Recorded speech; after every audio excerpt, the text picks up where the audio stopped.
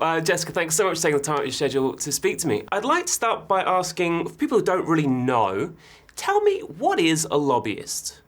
A lobbyist it's a term that I think was coined by Roosevelt to describe the people waiting in the hotel lobby that were waiting to plead their cases and their causes, their convictions.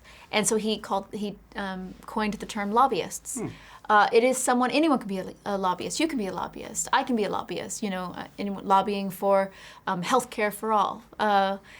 But also a professional lobbyist is someone that you can hire to push forward your cause or to try to pass a bill or kill a bill. Now you play Elizabeth Sloane, the most badass lobbyist on the Hill. Tell me about reading Jonathan Pereira's script for the first time. Fantastic. And he's a Brit.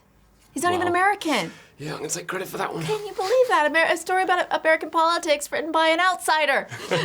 Well, it's just probably why it's so good, because he didn't have to draw his punches when observing the whole gun debate from the outside.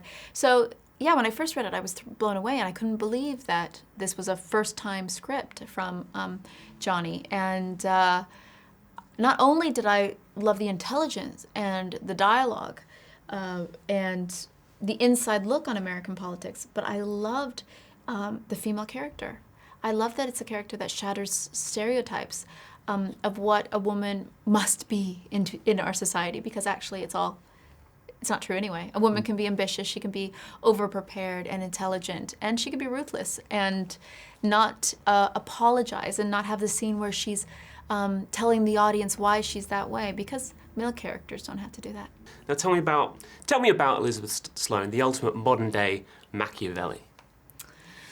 Elizabeth Sloane is working at a conservative conservative lobbying firm, and she's very, very successful. And the gun lobby tries to recruit her to kill a bill that is approaching legislation, and they want her to bring more women into guns and to kill this bill. And she decides it's not for her, so she leaves her firm and goes to work for the opposing side to pass the bill, this bipartisan lobbying firm.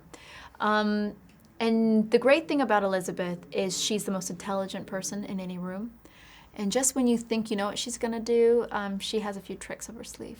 You must have had an amazing time filming this, working with John Madden, he's magnetic enough that he's managed to attract so much talent to this movie.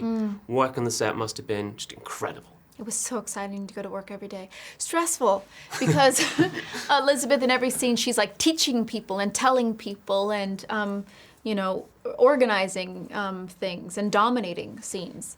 She's the aggressor, in a way, in terms of the energy.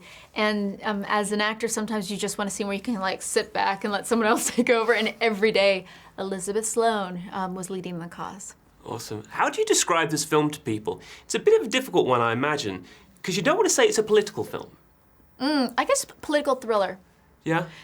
Similar to Michael Clayton, West Wing, maybe a homage positive of that. Awesome. Yeah. Are you worried that people are going to see it and pick up mostly on the political message of gun control? Well, I don't think that's the main message of the film. It's interesting. I mean, yes, it's about gun regulation, but more than that, that could be about anything. It could be about climate control, It could be about immigration. It's about campaign financing, and that senators, representatives aren't there to represent the people. They're there to keep their seats in office, and that means taking money from corporations for their campaigns. It's also about gender politics. We just went through a very interesting election in the United States, and criticism for a woman for being over-prepared for debates, which I've never heard anyone say that about a man. This is a woman who is over-prepared, she is ambitious, and she makes no apologies for it.